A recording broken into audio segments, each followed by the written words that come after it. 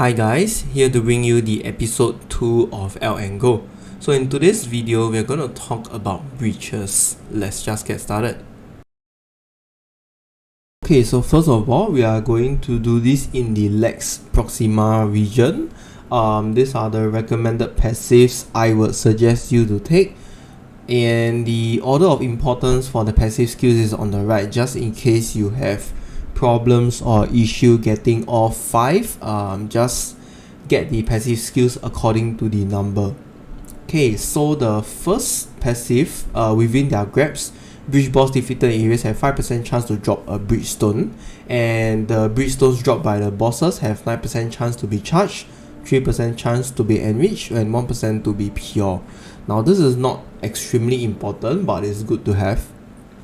Okay, next will be invading force. Breaches in areas have 30% increased area of effect, 30% increased monster density. So this gives you more monsters in packs and it allows more splinters to be dropped. Okay, so this is quite important. Next is gatekeepers. Breaches in areas have 100% increased chance to contain a boss. So far I have seen a lot of boss when I'm doing the breaches, like almost every map, every run. At least there will be one. So this is quite good. And breach bosses in areas drop double breach splinters. This is guaranteed. So let's just say if you killed a breach boss and it drops 10 splinter, it will drop like 20 instead.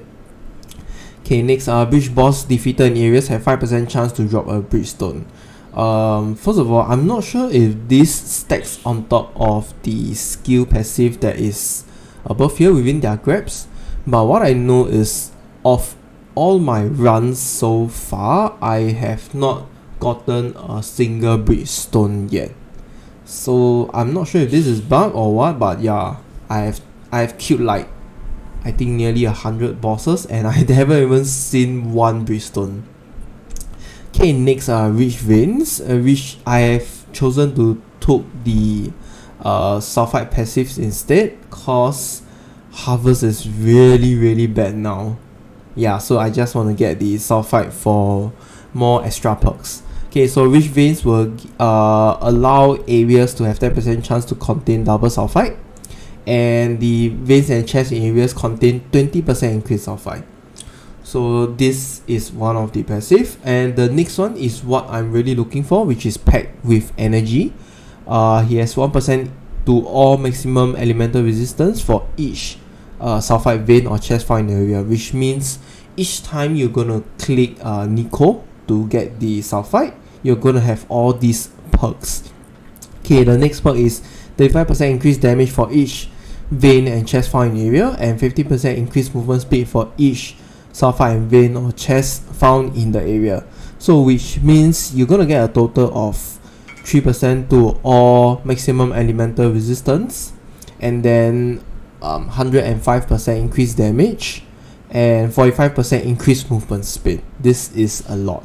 It's gonna help you a lot in your ultimatum challenge and your boss killing and the breach as well. Okay, next I'm going to talk about the Uncharted Realms passive. I'm only going to include 5 because I know not many people can clear the field. Okay, so if you have the number 6 passive, you can just add anything that you see fit inside. Okay, so first of all, we're going to take Secrets of Stone. This is very important. It gives you 25% increased effect of Watchstone modifiers. I'll explain this more later. Next, you're going to get Enduring Influence. This will allow your Sexton modifiers to have 1 additional use. And the rest of the 3 passives are more towards the Conqueror and Cyrus, which is Adept Tracker, 25% on completing a map influenced by Conqueror to gain double progression. Next will be +1 to Awakening level from Atlas Awaken. And the last one will be Thaumaturgical Awakening, which is Cyrus Awakener of Worlds has 50% increased chance to draw an Awaken support gem. So 3 to 5 is not very important, but it's good to have, cause when you progress your Citadel and you fight against Cyrus, You never know, man. You can just randomly drop some awaken greater multiple projection and get rich. We're going to talk about the requirements now, so pay close attention. This is just a one-time setup. Okay, so we will need 4 platinum Lex Proxima Watchstones with the modifier breaches in area have percentage increased chance to belong to Chayula. So what we are really farming here is Chayula splinters, and you're gonna use the orb of alteration to roll until you get this modifier, or you can either buy them off from the market, but I know it is very expensive. It's about 1 to 1.4 exalt per watchstones, so I don't really recommend that. Okay, so you're gonna roll until you get at least 90% increased chance per watchstones. This is highly recommended by me. The reason is because if you have 90% per watchstone, so 4 watchstones will mean 360%, and if you have the Uncharted Realm, it will add another 90%, which will total up to 450% increased chance. So do remember that this is just increased chance. It does not mean guaranteed that every breach is Chayula. Okay, so I have done a screenshot over here. As you can see, this is my watchstone, where I have breaches in areas have 93% increased chance to belong to Chayula. Okay, so let's just say if you get a tier 2 mod, I think a tier 2 is about 45 to 66%. Let's just put it at 60%. So if you have 4 watchstones at 60%, that will mean 240%, and with the Uncharted Realm modifier, you're going to have 300% only. So 300% compared to 450% is a big difference. Okay, next, you're gonna just use prime sextants on your watchstones. Now there is no specific mod to look for, so just use 4 prime sextants and go.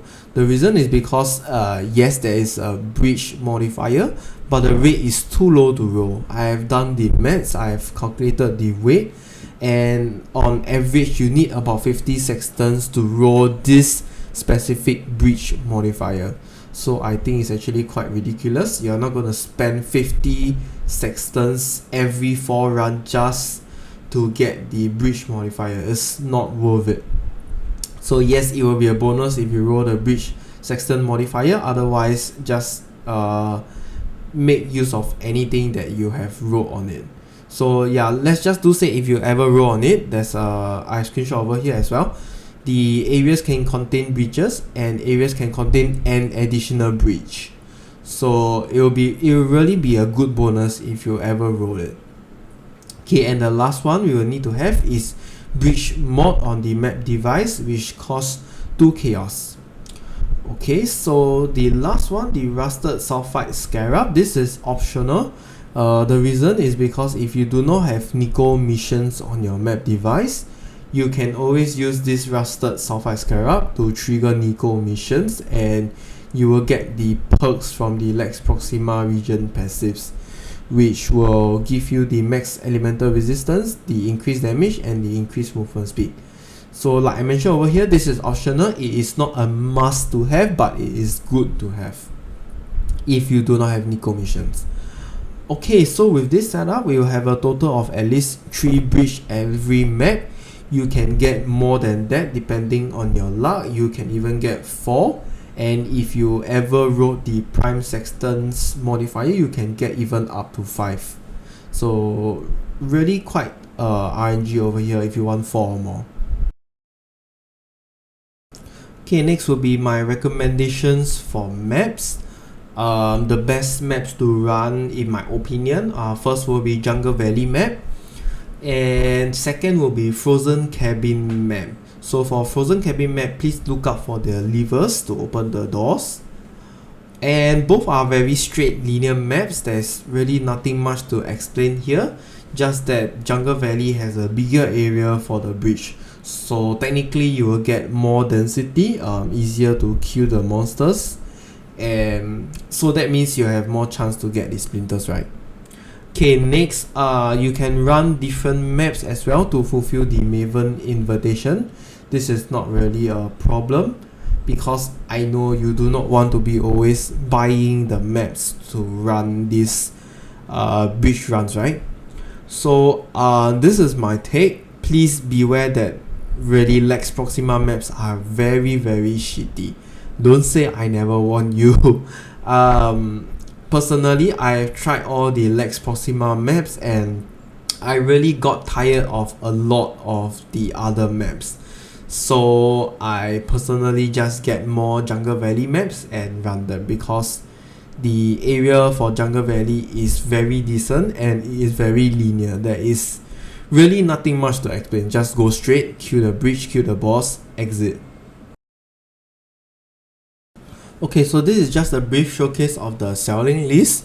Please do bear in mind that this list is taken at the point of me making this video, and it will vary according to the changes in the market economy. Okay, so as we are farming the Chayula Splinter, we will eventually reach the Chayula's Bridgestone. So the Chayula's Bridgestones is selling at 1 exalt. And the next in line will be Unetto's Bridgestone. This is 39 chaos. And the rest of the other Bridgestones, the Ash, Tools and Zos, are actually selling for 10 chaos. Now I don't really actually pick up the Ash, Tools and Zoth because it's too time consuming, and as you can see, it doesn't really benefit a lot. Okay, so there are other variants of Bridgestone like the Charge, Enrich and Pure.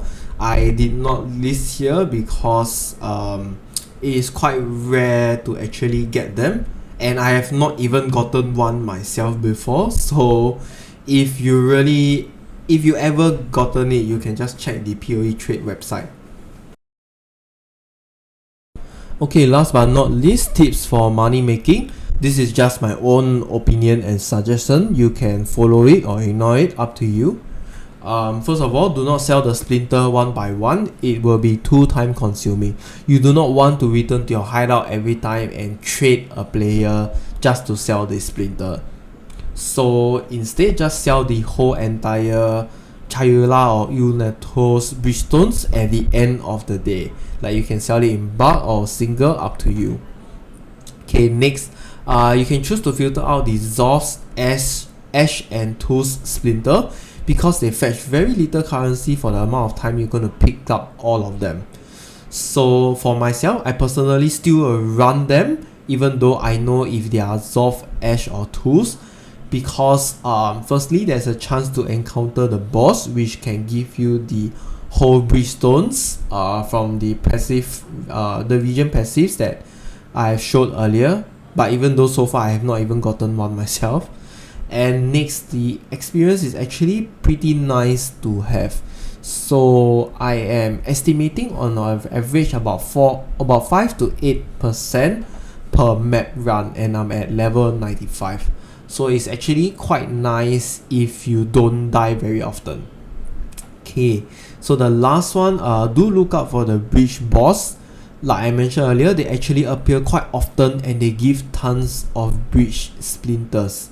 So snipe them before the bridge closes, and this is especially for Chayula. You have to be on a very close lookout, because killing it is as good as getting 30 to 40 splinters per run. That is a lot. Okay, so once you kill the Chayula boss, you can actually see tons of money on the floor.